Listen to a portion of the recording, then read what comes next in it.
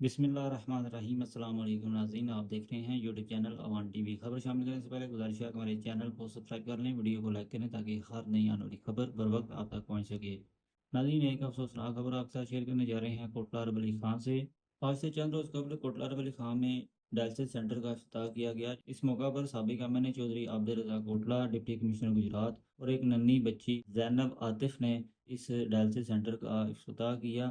ایک افسوسناک خبر آپ سے چند منٹ پہلے سابق ایم این اے چودھری عابد رضا کوٹلہ کے سوشل میڈیا اکاؤنٹ پر یہ خبر دی گئی ہے کہ زینب عاطف آج ہم سے جدا ہو گئی ہیں۔ چودھری عابد رضا کوٹلہ کا کہنا تھا کہ زینب عاطف ایک معصوم بچی، ہمت، صبر اور حوصلے کی ایک روشن مثال بھی تھی۔